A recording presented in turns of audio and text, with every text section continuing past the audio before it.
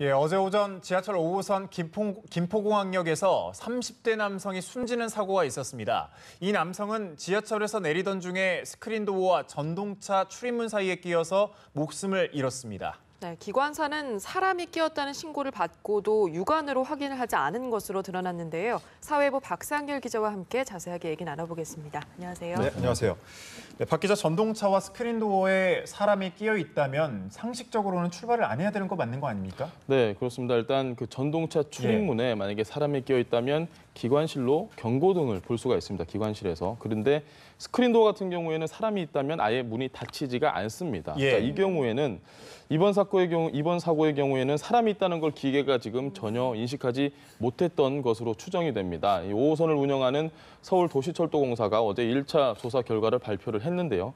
아마도 전동차 출입문 그쪽에 문제가 생겼을 가능성이 크다. 뭐 이렇게 이야기를 했습니다.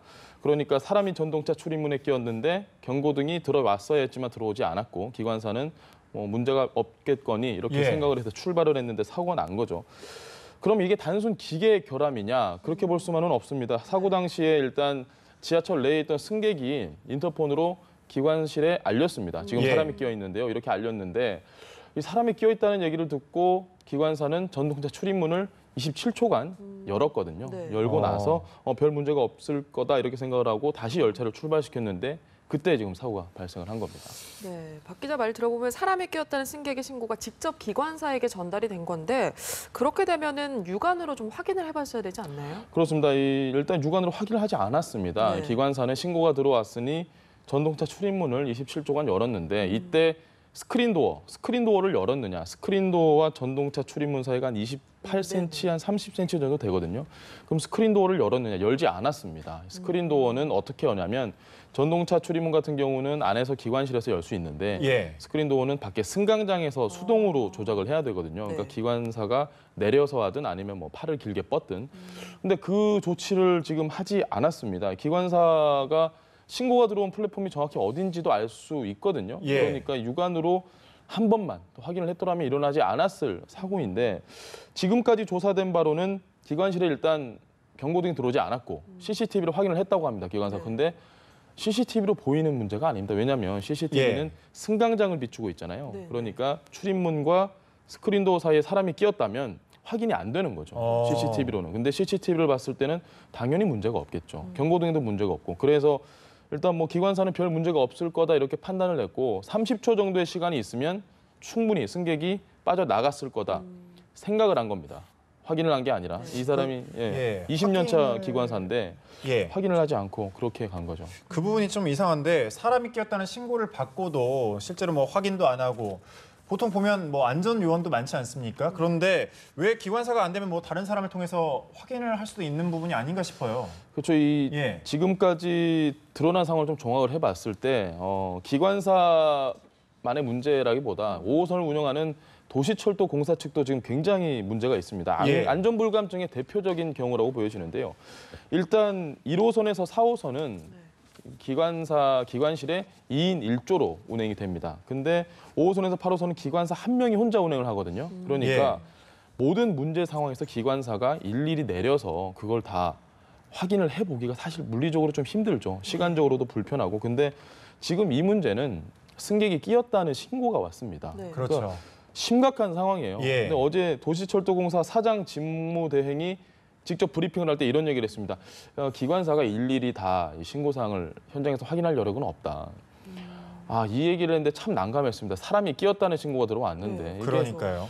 사람이 낀 것만큼 지금 지하철에서 심각한 일이 없는데 그 현재 도시철도공사를 대표하는 사람이 사망한 현장에 와서 한 이야기라고 하기에는 이 안전 수준이 얼마나 아니란가 이런 얘기를 이런 걸 보여주는 부분이고 조금의 변명도 허용할 수 없는 상황에서 나온 발언이라고는 참 좀 답답하고 어이가 없었던 그런 모습을 볼 수 있었습니다. 이게 안전과 직결된 문제인데 이런 식으로 대응을 하니까 좀 난감한데 그렇죠. 전동차 출입문이 어찌됐든 27초간 열렸잖아요. 어떻게 보면 빠져나올 수 있는 시간이라고 볼 수 있을 텐데 왜 못 빠져나왔을까요? 네, 저희도 그 취재를 하면서 좀 의문이 굉장히 많이 남는 사고입니다. 전동차 출입문이 27초간 열렸으면 사람이 다시 전동차 안으로 들어올 수 있었던 시간인데도 불구하고 문에 끼어서 그렇게 한 7m 정도 끌려가다 사망을 하셨단 말이에요.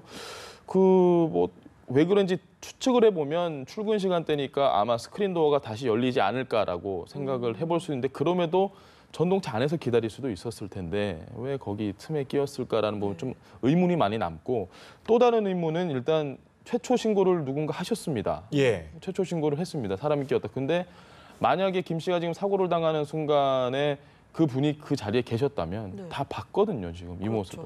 근데 추가로 신고를 안 하셨어요. 기관실에. 그러니까 왜 신고를 안 하셨을까? 이 부분도 참 의아한 부분이고 어쨌든 조사를 통해서 좀 더 명확하게 지금 조사가 명확하게 이루어져야 될 부분이 굉장히 많습니다. 예, 계속 조사가 이루어져야 될 부분이군요. 네. 그 김포공항역에서 발생한 이번 사고를 두고 언젠가는 터질 뇌관이었다 이런 이야기가 있습니다. 이곳이 원래 좀 사고가 많습니까? 네, 맞습니다. 일단 뭐 예. 그저께 상황을 잠깐 말씀드리겠습니다. 사고가 나기 전날 오후 한 10시 반 정도에 스크린 도어가 좀 문제를 일으켰습니다. 어떤 문제였냐면 전동차가 들어오기 전부터 계속 열려 있었던 겁니다. 스크린 도어의 역할을 전혀 못했던 상황이죠. 좀 더 전체적으로 제가 말씀을 드리면 지난해 기준 김포공항역 안전문 사고가 260건이 넘게 발생을 했습니다. 네. 계산하기 좀 쉽게 주말을 빼고 우리가 계산을 해봤을 때 평일 기준 하루 평균 한 골, 사고가 한 골 굉장히 많습니다. 다른 5호선에서 8호선 역에서 일어나는 안전문 사고 건수와 비교하면 10배나 10배. 더 높은 수준이죠. 예. 그래서 도시철도공사는 최근 김포공항역의 스크린 도어를 전면 교체해야 되는 게 아니냐, 뭐 이런 걸 굉장히 고심을 많이 했다고 하고요. 왜 그러냐면 여기가 2005년에 스크린 도어를 처음으로 설치한 역이 바로 김포공항역입니다. 그러니까 네. 11년이 됐으니 굉장히 노후했다고 볼 수 있죠, 시설이. 그래서 서울시에서도 충분히 이 사실을 좀 인지를 했습니다. 그래서 전면 교체 쪽으로 가닥을 잡았는데 예. 자, 문제를 우리가 인식을 했고 대책을 마련을 했는데 행동으로 좀 옮긴 게 없습니다. 그렇죠. 그러니까 경험칙으로 충분히 지금 문제가 많다는 게 드러나고 있지만 현장에 그러면 안전관리요원을 더 배치를 하든지 네. 좀 더 신경을 기울이든지 그런 것도 전혀 아니고 심지어 기관사 혼자 운행을 한다거나 네. 뭐 전혀 지금 무방비로 그냥 노출을 해놓은 상태고 결국은 터질 게 터진 셈이다 이런 얘기가 많고요. 한 사람의 목숨을 바꾼 다음에야 이제서야 또 부랴부랴 지금 대책 마련하고 뭐 이게 늘 이런 식으로 좀 반복이 되는 게 상당히 아쉽습니다. 끓고 뭐 외양간 고치는 꼴이네요. 정말. 그런 셈이죠. 예. 맞습니다. 네, 이렇게 위험한 부분이 많았다면 대책을 실행하기에 앞서서 아까 말씀하신 대로 안전요원이라도 좀 많이 배치했으면 어땠을까 싶은데요. 그러니까 이 부분도 참 이 도시철도공사가 얼마나 안일하게 대처를 했는지 알 수 있는 게 네. 일단 안전관리요원 이야기를 하기 전에 사고 직후 상황을 제가 좀 말씀을 드리겠습니다. 예. 오전 7시 18분쯤에 사고 났습니다. 그러면 상식적으로 기관사는 사고 나면 난리가 났잖아요, 지금. 네. 바로 나가서 조사를 받고 막 모두가 이렇게 해야 되는데 팩트만 말씀드리면 2시간 정도 지난 9시쯤에 기관사가 처음 조사를 받았습니다. 도시철도공사 측에. 그게 또 위치가 어디냐면 답심리였어요. 그러니까 답심리. 김포공항역에서 답심리는 거의 반대거든요. 네. 예. 운행을 계속 했다고 볼 수 있는 겁니다. 이것도 뭐 정확하진 않지만 너무 당황스러운 상황입니다. 지금 사람이 죽었고 네. 그런 일이 발생을 했는데 기관사가 이 사실을 모르지 않았나. 이걸 몰랐다는 것도 말이 안 되는 게 예, 역에서 연락을 안 해줬던 게 아닌가. 그리고 뭐 사고 난 뒤에 운행이 계속 됐다는 이 얘기를 좀 쉽게 제가 다시 한번 풀어서 설명을 드리면 버스 기사가 자기가 몰고 있던 버스에서 내리던 승객이 사망을 했습니다. 네. 그걸 몰랐던 거죠. 그리고 계속 버스는 몰았어요. 1시간 반 정도. 이게 좀 이해가 안 되는, 상식적으로 이해가 안 되는 부분이고 안전요원 얘기를 좀 하면 그 오전 출근 시간대에 현재까지 파악된 바로는 현장에 한 명도 뭐 계속 상시적으로 있는 사람이 없었던 것으로 한 파악됩니다. 명도 없었다고요. 예, 예. 그러다 보니까 기관사가 안전요원에게 뭐 지금 사람이 끼었으니까 거기로 가서 확인 한번 해보세요. 이런 생각도 못했던 거고 이런 구조가 아닌 겁니다. 도시철도공사가 얘기했던 일일이 어떻게 다 확인을 합니까? 예. 그런 생각으로 시스템이 운행이 되다 보니 결국은 이번 일도 좀 인재에 가까운 모습이 좀 있었고요. 딱 한 번만 그 현장에 가서 살펴봤더라도 막을 수 있는 사고였기에 더욱 안타까움이 많이 남습니다. 예. 꼭 좀 고쳐졌으면 하는 부분이 좀 많은 것 같군요. 네, 스크린도어 사고와 관련해서 사회부 박상률 기자와 함께 짚어봤습니다. 고맙습니다. 네, 감사합니다.